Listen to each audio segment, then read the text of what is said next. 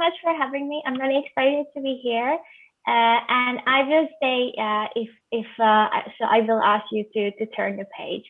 So I will talk about the periodicals of Russian emigres in China, especially about the Rubezh magazine, because it was an important Émigré lifestyle journal in the Far East.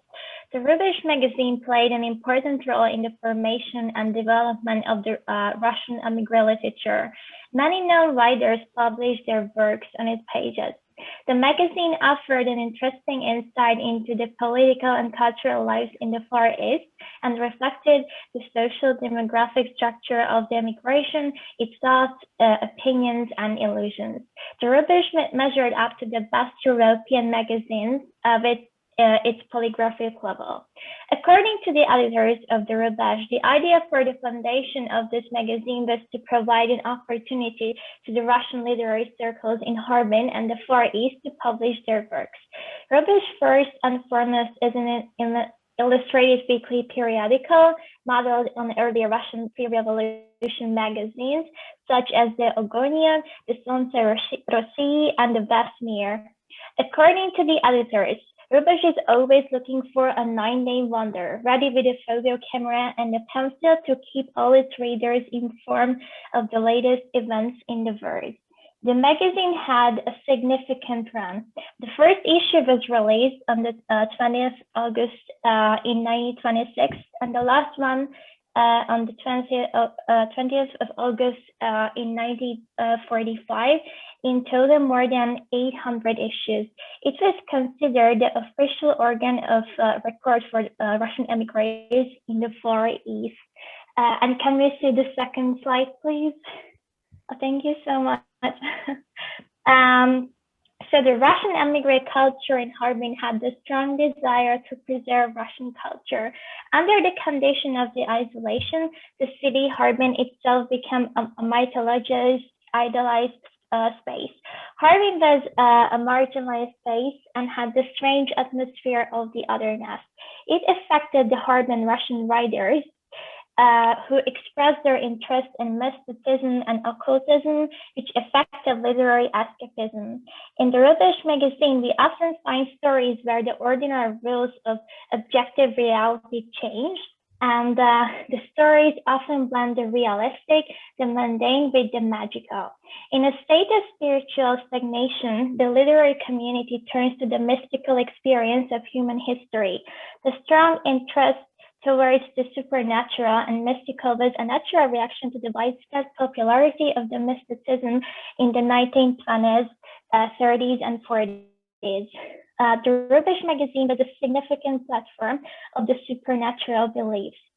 The short stories, novels, and poems contain stories about spirits, magical practices, wonderful amulets and talismans, the practice of palmistry, fortune-telling, hypnosis, superstition, the belief in curses, unlucky numbers, and people who bring misfortunes, and the belief in witches and demonic forces. On the other hand, it is a peculiar response to the surge of interest in supernatural in its different manifestations, spiritualism and Egyptomania, clairvoyance, and occult practices. On the other hand, according to Eugenia Kontaleva, it was a natural reaction of the Russian emigre community to its critical situation as a result of negative socio-political processes at the turn of the 19th century. The emigre community was confused and needed a strong spiritual base, which turned into the illusion of confidence. The belief of supernatural practices affected the way people saw objective reality. The widespread popularity of occult and mystical practices affected deeply the writer community and their writing styles and themes. I will make an attempt of identification of main subjects set in literary and art and publicistic texts of the Rubezh journal and try to reconstruct the underlying ideas and images. Yes, and can we see the third slide, please? Thank you so much. The first issue of Rubezh, the most famous and popular literary art magazine of the Émigré community in the Far East, came out in 1926. The journal emerged under the leadership of E.S. Kaufman. In the culture of emigration in Harbin, literature played a main role to connect people with their own heritage. The Russian émigrés wanted to preserve their culture, and they created literary communities. They organized events where they could discuss literary and cultural topics. At the same time, printed publications and the financial sources were limited. Apart from private collections and public libraries, we couldn't find a significant printed platform of Russian culture in the Far East. But everything changed when the first issue of Rubezh came out in 1926. Russian émigrés had to live in a foreign culture and environment. They felt a psychological homelessness and an urgent need to preserve their cultural identity, and the magazine was a successful attempt to reach this important goal. Harbin was a really unique place, a rich cultural center with creative artists. For them, the Rubezh magazine became a real opportunity to be published regularly. The Émigré community experienced a mental shock, and their status changed suddenly, and they were trying to find ways to process this dramatic experience in a creative way. And the foundation of the magazine seemed like a promising project to cope with the cultural shock in an artistic way. Preserving the Russian culture became a general tendency in the immigrant community in Harbin. In the Russian culture became quickly a myth, an idealized version of the whole culture. Being an immigrant, being in isolation became a fabulous utopian suffering. The popularity of supernatural beliefs affected deeply the myth of being an immigrant. These mystical ideas quite naturally affected the Émigré literature in Harbin and the Rubezh magazine. On the pages of the magazine, the editors published novels, poems, and articles on mystical themes. For example, about communicating with spirits and ghosts, or about spiritomania. We can find stories dedicated to the topic of meeting with restless souls tied to a place, or about spirits warning about something.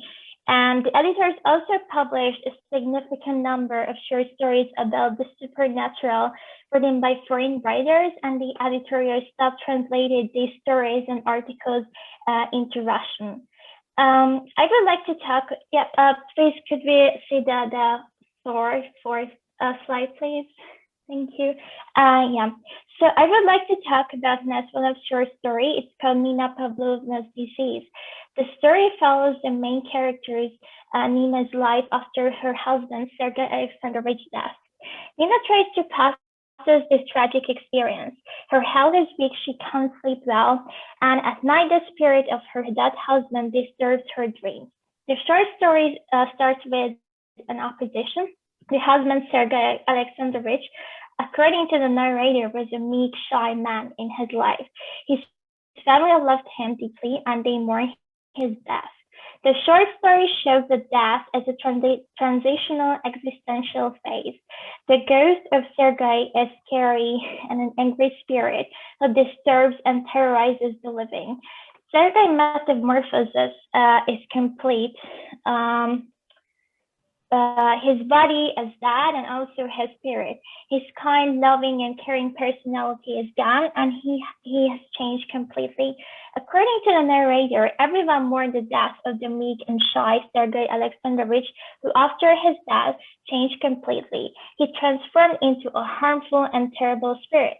The family even needed to use spells against him to protect themselves. In the popular beliefs of the Slavs, the dead were divided into two categories. The first category included the clean spirits, those who died in natural death.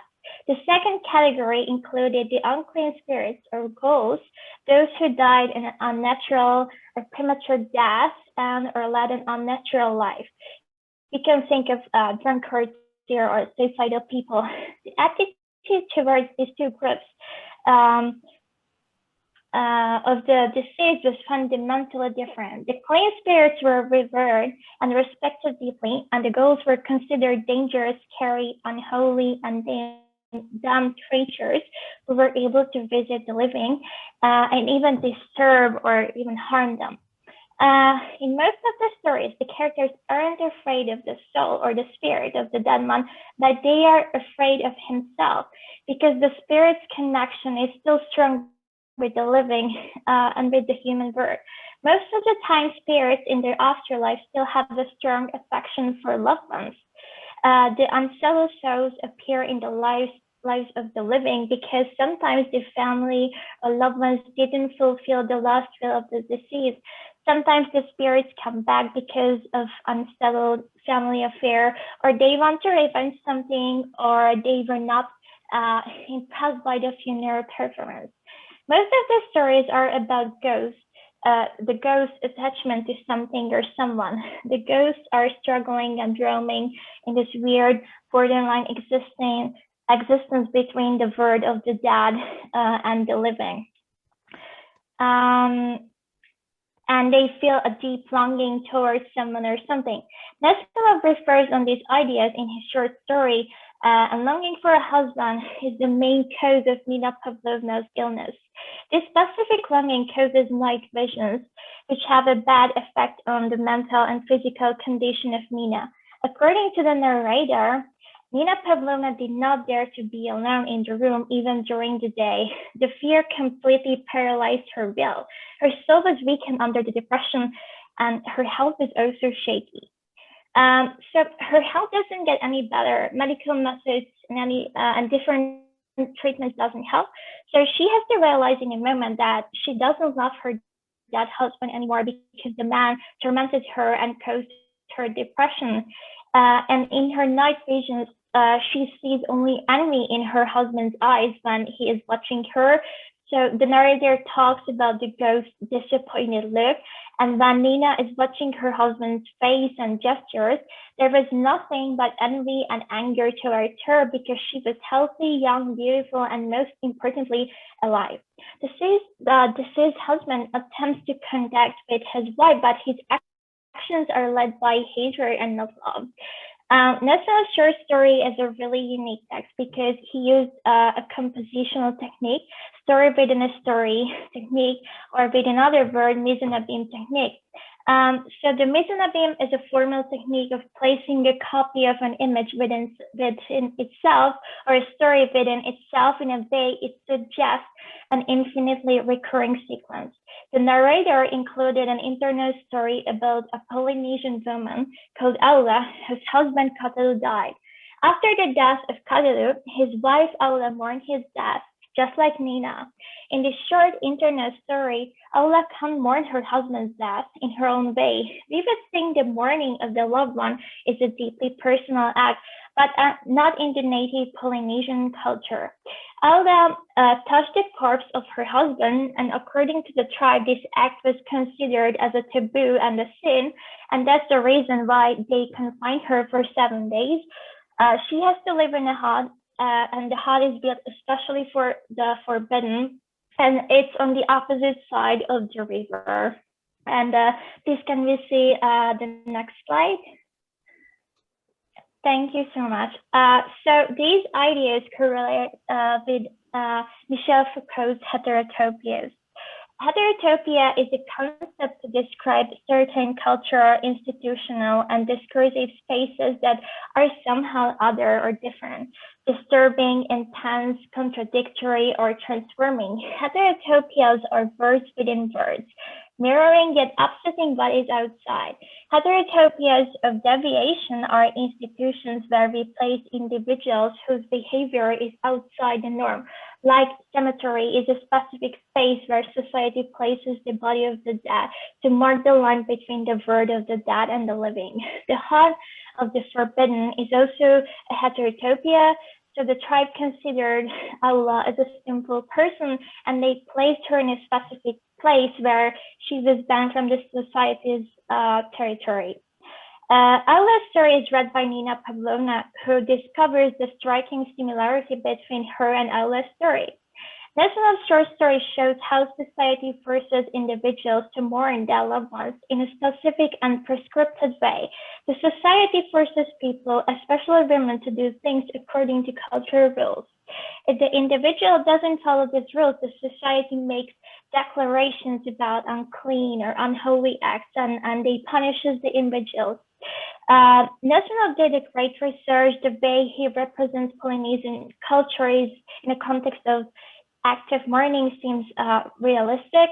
In the Polynesian native culture, natural elements, mostly water and fire, mark the border between the world of the dead and the living.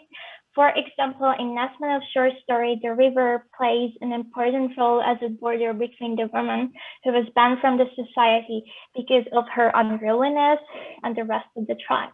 The location of the burial also played an important part in the story, which was to be found at a large distance from the territory of the tribe. In Russia, the unclean dead were not buried in a cemetery. The dead who were considered as unclean or damned were buried at the borders, for example, around fields, roadsides, and especially around intersections. It is no coincidence that the designated meetings in the stories take place at an intersection, the image of which plays a significant role in many cultures. Crossroads are important symbols and intersections of the world between the living and the dead, a specific place for establishing connections with the supernatural forces. The unclean dead were quite often carried away into ravines, left in forests, or left behind in swamps, and they were not buried into the ground. This approach is connected with the mythical opposition of the center and the periphery. This distinction refers to the own and the other. The word of one's own is orderly, understandable, good. This is a territory of the living. The word of otherness, dangerous, is the word of chaos. It's unruly, it's unordinary, and it's really strange. This is the territory of gods and spirits, the land of the unknown. Please, can we see the next slide? Thank you. I would like to talk about really shortly about Boris Yulsky's short story, The Catastrophe. The main character is Andrei Petrovich Gruev. The short story begins with a tragic accident. Andrei is traveling with a train and it crashes. After the accident, he wakes up in a hospital. He's very disturbed and confused, and he looks in the mirror and his face seems completely alien. So according to the narrator, his physique was new and familiar, and it was like an alien shell. Andrei thinks that he's trapped inside another man's, Victor Kiz's body. Gruev tries to continue his life in his regular way, but he's struggling because Victor is still inside of the body, and his consciousness sometimes breaks out because he thinks he's the rightful owner of the body, and he thinks that Andrei is just an invader. Soon after the hospital days, Andrei learned that he has already died and his real body has already been buried. He goes to the cemetery where he dies near his grave. So in the short story, we read about a character who dies in multiple times. Andrei dies twice. The first death meant his physical death, and the second is his spiritual death. The second death is also a double death because his spiritual death is connected with Victor's death. Andrei's spiritual death also destroyed Victor as a physical being. The ideological canon of Yulsky's theory correlates with the idea's animistic beliefs. The human spirit is able to invade and use the body of other living humans for their own purposes. The spirit doesn't merge with the body or body's original essence, and it becomes a damned, unruly spirit. This path is the existential roaming between life and death. And my conclusions or my thoughts in the end. So the Rubezh magazine was a significant platform of the supernatural beliefs. And I was talking about short stories dedicated to the topic of translation and death. And in the short stories, the ghosts are trapped in an unsettled existential phase, and their roaming can remind us the psychological homelessness of the emigrants and of Harbin, which was a transitional space itself. And this is the end, and thank you so much for your attention.